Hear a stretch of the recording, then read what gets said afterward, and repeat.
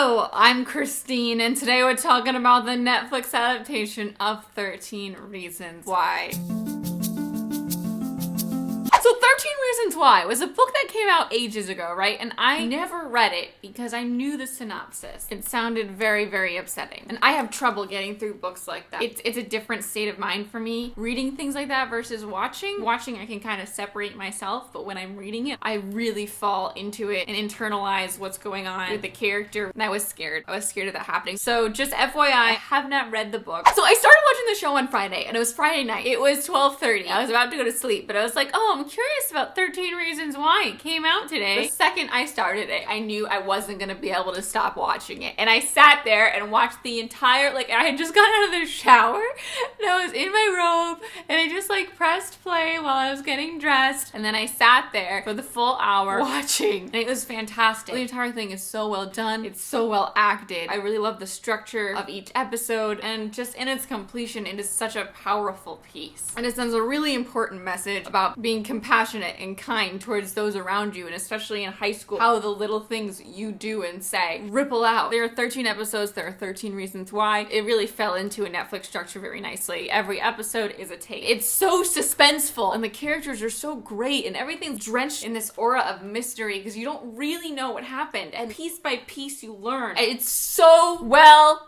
done. I really enjoyed it. It really moved me. It's something that I don't think I'll stop thinking about for a really long time. I can't imagine that they went into so much detail with every character in the book because the book is not very, very long, but we get to see so much development and so many different point of views in the show. And Hannah's parents, I mean, we really saw a lot from their point of view. I don't know if that's what happens in the book. I'm assuming that the book is mainly through Clay's eyes. Let me know if that's not true. That's just what, from reading a lot of books and then watching this, I always try to imagine how the book is. And maybe I'll read the book, maybe I won't. I don't know. I mean, I feel really fulfilled in terms of that story from watching the show. And I don't even, is the show just gonna be one season? I went into it, assuming that this is gonna be a 13 episode piece and it stands alone. And it can stand alone. But the more I thought about the last episode, the more I thought about how there are some things that aren't resolved. And I'll talk about that in the spoilery section. There's some troubling stuff going on that at the time, I just kind of brushed by because I was concentrating on other problems. But I was in the shower after I finished, and I was like,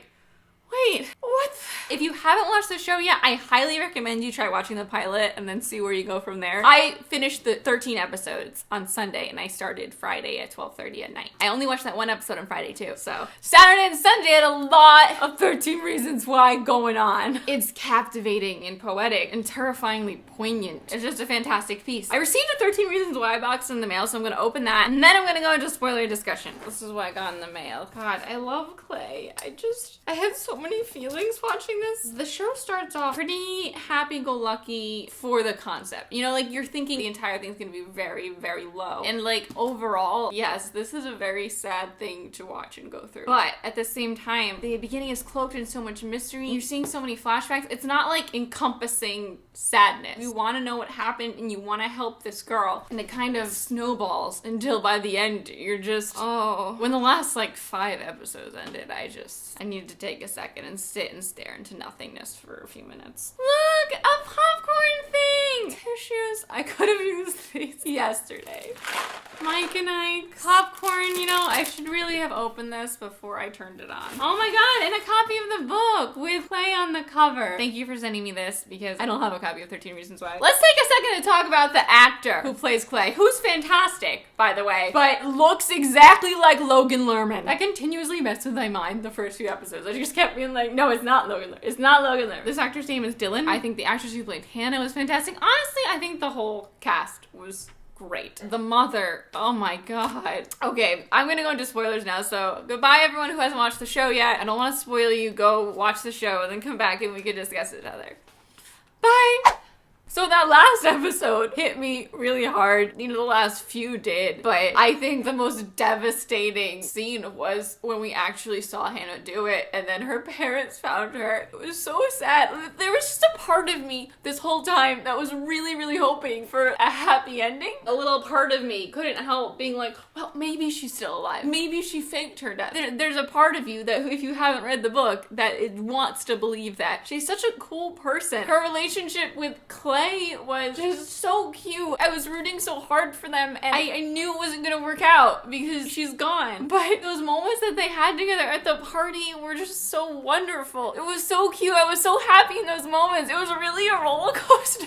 I hated that when he asked Tony, did I kill Hannah Baker? He said yes, because if there's one person that didn't, it was Clay. When he was talking about that night at the party from his point of view, after listening to her talk about how perfect it was, and in his head, you know, he was shitting himself, and he didn't know what he had done wrong, and he assumed he must have done something wrong because he's inexperienced and he doesn't know what he's doing, and it was so sad. I was just tears. I can't imagine, like, if you read the book, the amount of times you must have cried watching this because you knew where everything was going. You knew from the very beginning about Bryce. That actor reminded me so much of the guy from Glee that looks like he's like 35 and in high school that bullies Kurt. The actress who plays Hannah is absolutely beautiful. Her face, she's just like a goddess. Justin's backstory, how that unfolded, the more you learn about him, like, you still can't forgive him, but this pit of sorrow opens up inside you for him. It was just so sad. It was inevitable what was gonna happen because we knew from the very beginning. But it was horrifying to confront it, to confront that end, knowing what led up to it. Even that last day, that tape 13, that last chance she was given, I still held out this like absurd hope that that last day worked out and something happened and she's not dead and that wasn't her. Let's talk about Alex. He has this very questionable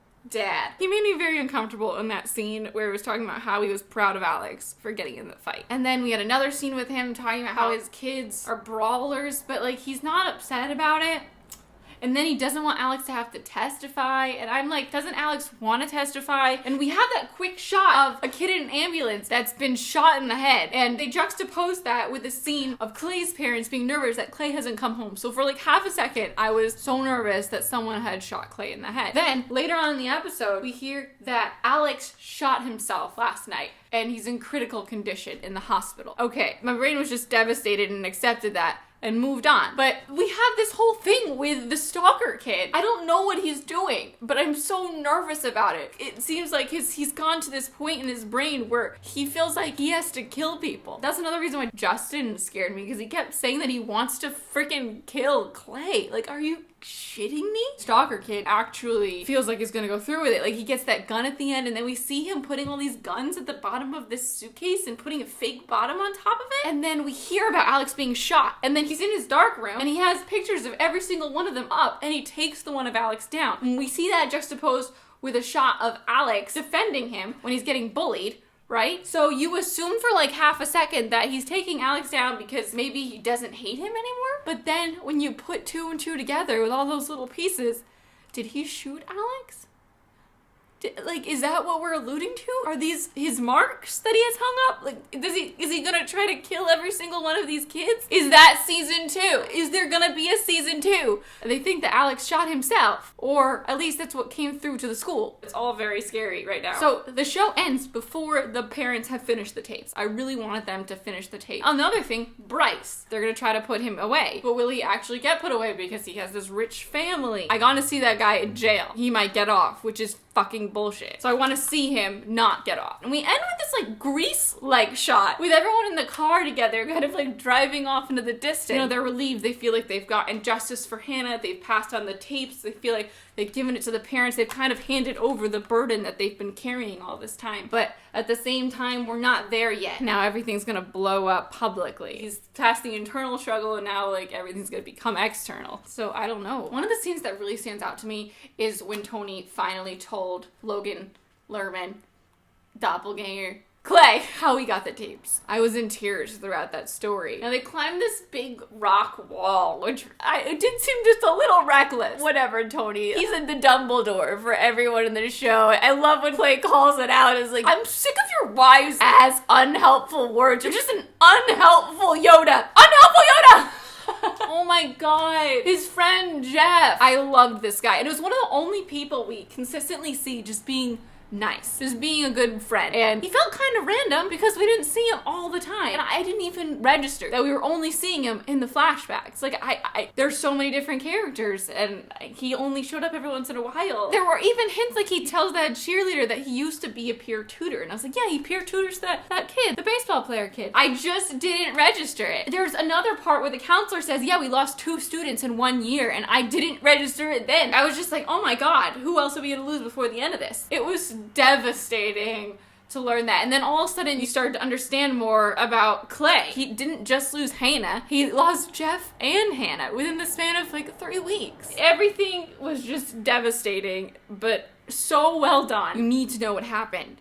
You need to know the truth. You feel that same thing that the parents are feeling the whole time. Like, you need to know to move past it. And you also feel everything that the kids are feeling, like the weight of the consequences of their actions. You go through it with them. It hurt. And Jessica's whole story was just devastating. Like, you watch as this girl becomes an alcoholic and stays with this boy who let his friend go in and rape her. And we've also got this character, Sky, who works at Monet's, who kind of has seen everything happening around her but hasn't been a part of it. We have our first real conversation with her towards the end of the series when she reads Clay's tarot cards, and we see that she's going through a lot of shit herself. There's some backstory with her and Clay, like maybe they used to be best friends. I mean, that relationship could be a second season focus, like who knows? There are a lot of second season setups here. I'd love to hear your thoughts on the show. I don't even think I can pull out a favorite episode. I can tell you what little pieces I love the most, and those are the little pieces of conversation and like cutesy banter between Clay and Hannah sprinkled throughout the show. I'm Christine. Thank you so much for watching. I'm at XTeenMate on Twitter and Instagram. I make videos every Tuesday. I will see you next time. Goodbye!